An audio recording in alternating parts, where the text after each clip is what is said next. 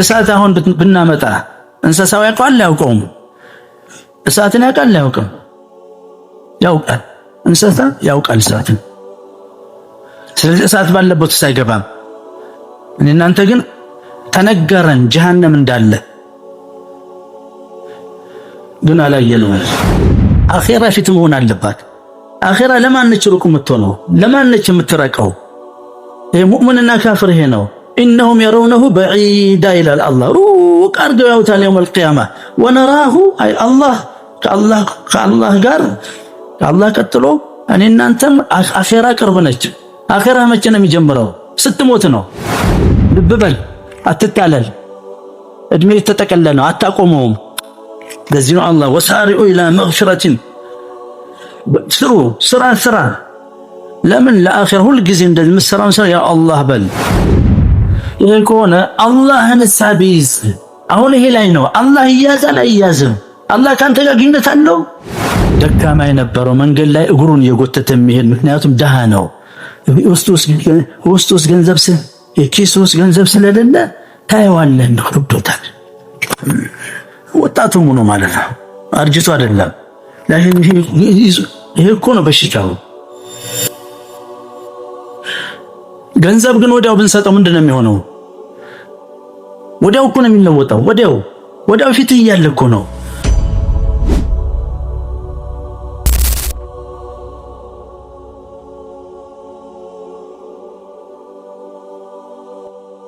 መጀመሪያ ላይ ሲናገር ቁርአን ስለ አደም አፈጣጠር ምንድነው የሚጠቀመው?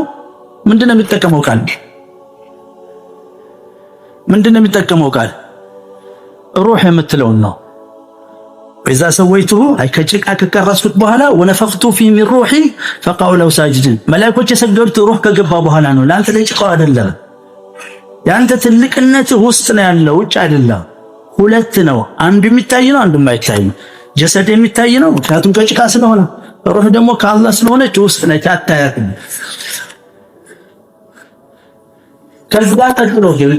ከዛ በኋላ ከመጀመሪያው ላይ ሩህ ይጠቀምና ከዛ በኋላ ቁርአን ላይ የሚጠቀመው ምንድነው? ምን የምትለውን ቃል ነው የሚጠቀመው? ነፍስ ስትፈጠር መጀመሪያ ሩህ ነች። እቺ አላህ ሚስጥር ነች። ውስጥ ከገባች በኋላ ነፍስ ትሆናለች። ነፍስ ግን ታውቃታለህ። ሳይኮሎጂ የሚባለውን ሳይንስም እንኳን ካፍሮች ይዘውታል። ያው የትም ባይደርሱም ማለት ነው። ምክንያቱም ያለ ሪፈረንስ ስለሆነ ሪፈረንስ የላቸውም። ይሄ ማለት ልክ አንድ ትልቅ ማሽን አምጥተህ እዛ ገጠር ውስጥ አንድ ገበሬ የሚሰጠው ምን እንደሚያደርገው ካታሎግ የለውም። ካታሎጉ ካልመጣልህ ሰባብሮ እርሻ ማረሻ ነው የሚያጣው። ምንድነው ይሄ ደግሞ? ወይም ፈታቶ ይሸጠዋል አውላልቆ። ስለላቸው ብዙ ቦታ አልደረሱም።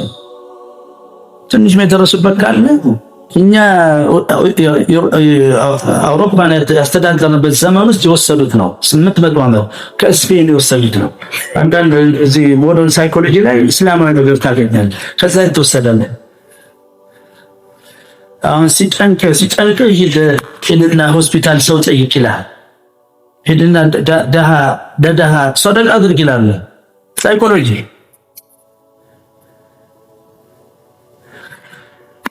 አንተ ነፍስ የምትባላለች። አሁን ይህንን አይዲያውን ካንተረዳ ሁለት ነገር አለ። አንተ ራስህ ከሁለት ነህ።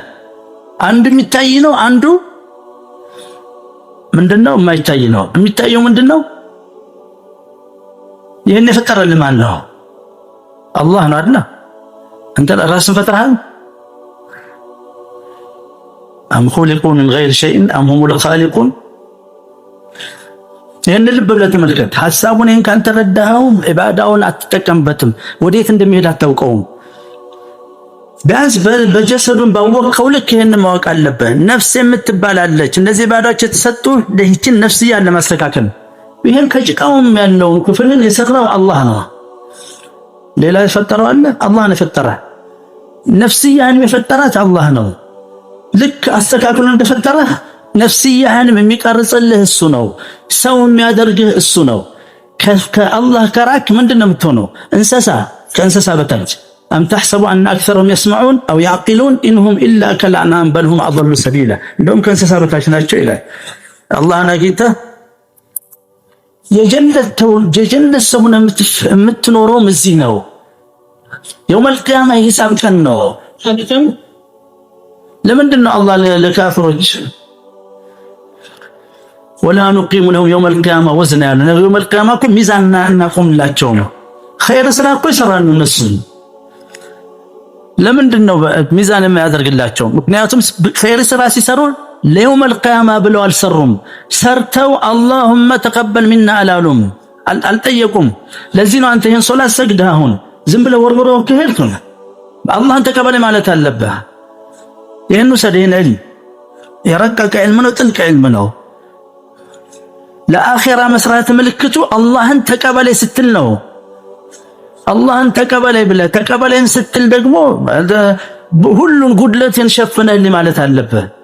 ሪያ ሊኖርበት ይችላል፣ ኒፋቅ ሊኖርበት ይችላል፣ ብዙ በሽታ ሊጠናወተው ይችላል። ይህን ስራ ያን ሁሉ አፉ ብለህ ልብ በል።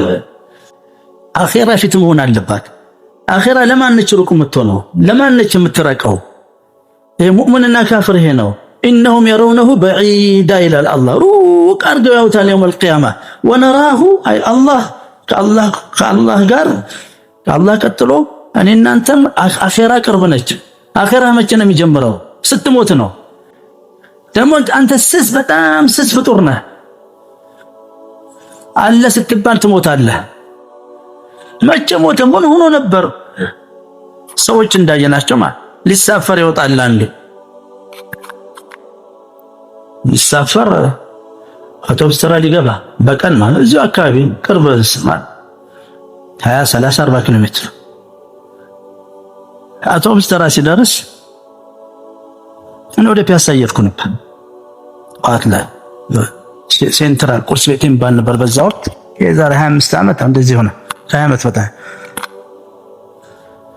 እዛ የሚጠብቁ ሰዎች አሉ። እየሄድኩ ምናልባት እኔ በዚህ ሳልፍ ነው እሱ ሄደው በዚህ የገባው።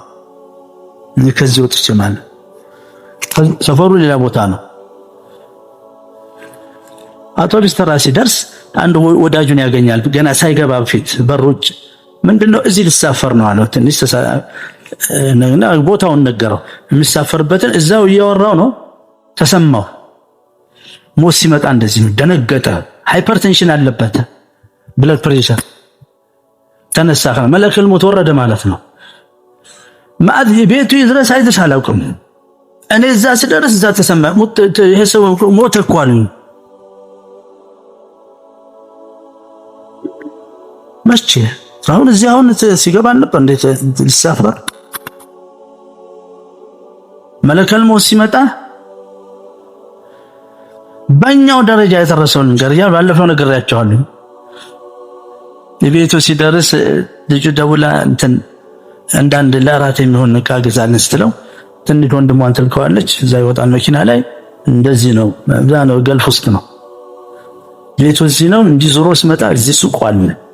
በሱቁ ላይ ወጣ። ገንዘቡን አወጣና ሁሉያ ወለደ ላንዝላለ ወረድና እህት ያለችውን ግዛ ብሎት ሪያሉን አውጥቶ እንደዚህ ሲያወጣ ልጁ ጋር አልደረሰም። መለከል ሞት ወርዷል። ብሩ እዚህ አልደረሰም። ልብ በል፣ አትታለል። እድሜ የተጠቀለለ ነው፣ አታቆመውም። ለዚህ ነው አላህ ወሳሪኡ ኢላ መግፊረቲን ስራ ለምን ለአኺራ ሁሉ ጊዜ እንደዚህ የምትሰራውን ስራ ያ አላህ በል። አንድ ስራ ስትሰራ اللهم اجعل عملي هذا خالصا لوجهك الكريم ولا تجعل شيئا منه لاحد او لا تجعل لاحد شيئا منه ለማንም ሰው አታድርግ። የሰራሁትን ስራ ለአንተ አድርግልኝ ያ ዱዓ ማድረግ አለብህ። ሁለት ነገር ነው ያለ። ጀሰድ አለ፣ ነፍስ አለ። ጀሰድ ይታያል፣ ነፍስ ትታያለች። አንተ ራስህን ነው የምታውቀው። ካንተ በፊት ደግሞ አላህ ነው የሚያውቀው። ራስን እያወቅ ማን እንደሆነ። ሌላ ሁለት ነገር አለ። ምንድነው? ዱንያና አኺራ። ዱንያ ትታያለች፣ አኺራ አትታይም። ገይብ አለ። እነዚህ የማይታዩ ነገሮች ማለት ነው። ኢማን በገይብ ነው። ገይብ ማለት በጆሮህ በአይንህ የማታየው በጆሮህ የምትሰማው ማለት ነው። ይሄ ቁርአን የተወሰደው በጆሮ ነው። ወሰሚዕ ሊማ ዩሃ ወሕይ ነው። ሹፍ አመለካከቱን ተመልከት። ሰዎች እንዳያታሉ አንድ ሐዲስ ይመጣል፣ አንድ አያ ሲመጣል ይሄ ነው አሊፍ ላም ሚም ዛሊከል ኪታቡ ላ ረይበ ፊሂ ሁደን ሊልሙተቂን አለዚነ ዩእሚኑነ ቢልገይብ ወዩቂሙነ ሰላህ። አለዚ ዩእሚኑነ ቢልገይብ ያኒ በአላህ አላህ ትልቁ ገይብ አላህ ነው፣ ራሱ ገይብ ነው። እነማ ቱንዚሩን መን ኢተበዐ ዚክረ ወኸሽየ ረሕማነ ቢልገይብ። አላህ ገይብ ነው፣ ጀነት ገይብ ነው፣ ጀሃነም ገይብ ነው። ለዚህ እኮ ነው አንተ ቀጥሎ ግን ይሄ የገይብ በዚህ በገይብ በአላህ በጀሃነም በጀነት በሒሳብ ቀን ማመን ምልክት ምንድነው? ወአቃሙ ሰላህ الذين يؤمنون بالغيب በገይብ የሚያምኑ በማያዩት ነገር የሚያምኑ ማለት በሰሙት አላውይቱም በጆሮአቸው። ከእንስሳ የምንለየው በዚህ ነው። ከእንስሳ የምንለየው በዚህ አይደለም። እሳት አሁን ብናመጣ እንስሳው ያውቃል አያውቀውም? እሳትን ያውቃል አያውቅም? ያውቃል። እንስሳ ያውቃል እሳትን። ስለዚህ እሳት ባለበት ውስጥ አይገባም። እናንተ ግን ተነገረን ጀሃነም እንዳለ ግን አላየነው። ሁሉም ነገር እንደዚህ መውሰድ አለበት። በገይቡ ላይ ኢማን ነው። ሌላ ተጨማሪ ማብራሪያ በቁርአን ካስመጣል ድረስ በገይቡ ላይ በስ በገይቡ ወይም ከነብዩ ሰለላሁ ዐለይሂ ወሰለም ማብራሪያ እስካመጣል ድረስ ከዛ በኋላ ስራ ነው። ስለዚህ አርካን الاسلام በሙሉ ገይብ ነው። حتى ረሱላህ ሰለላሁ ዐለይሂ ወሰለም ገይብ፣ ነብዩ ሰለላሁ ዐለይሂ ወሰለም ለኛ ምንድነው? ለኔና ለአንተ ገይብ ነው። ለሰሃባዎች ምንድነው? ሸሃዳ አይተውታል፣ ተነገራቸው። ይሄ ረሱላህ ተብሎ ተነገራቸው፣ አዩ፣ አመኑ። የሚገርመው የራሱ ዘመዶች አላመኑም። ኑሩን እያዩ እዛው ቁርአን ሲራጀን ሙኒራ ብለው يا أيها النبي إنا أرسلناك شاهدا ومبشرا ونذيرا وداعيا إلى الله بإذنه وسراجا. سراج مالتي بتأم تلك نور مالتنا عند صحيح. منيرا مالت مسراج مالتنا نور منيرا نور كامل التسر.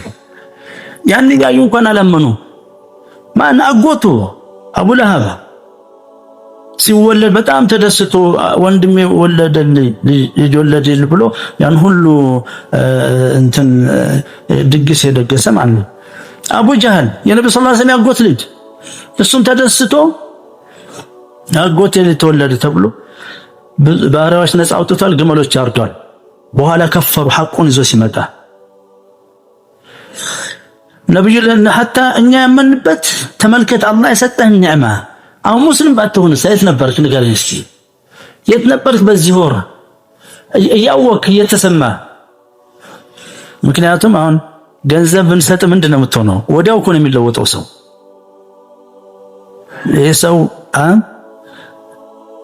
ደካማ የነበረው መንገድ ላይ እግሩን እየጎተተ የሚሄድ ምክንያቱም ደሃ ነው። ውስጥ ገንዘብ ኪስ ውስጥ ገንዘብ ስለሌለ ታየዋለህ እንደው ከብዶታል።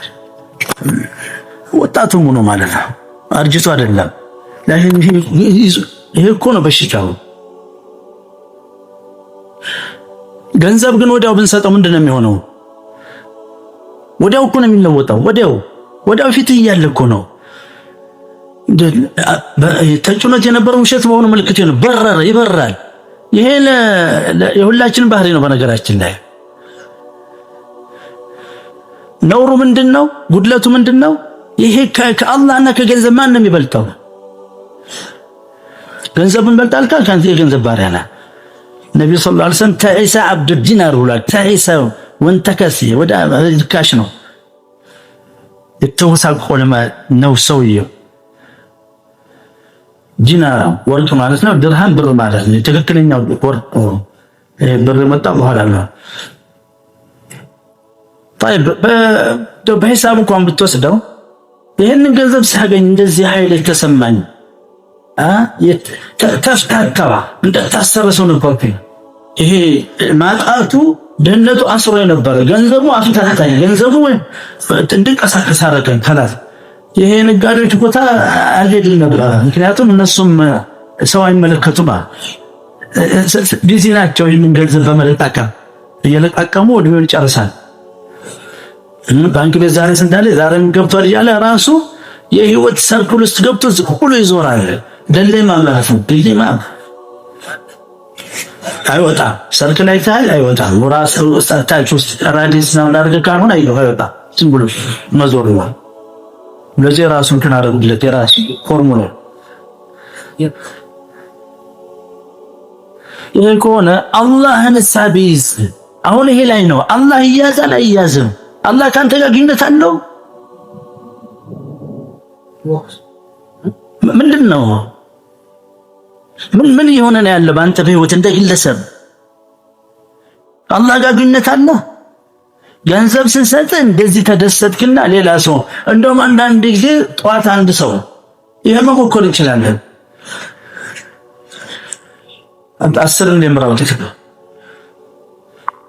አንዱ ተጎሳቆለ ሰው ማለት ነው 10 ሚሊዮን ብር እንኳን ትንሽ እንደው ማለት ነው ጧት ብንሰጠው ምናልባት 10 ላይ የነ ፊርዓውን ሊስት ይገባል።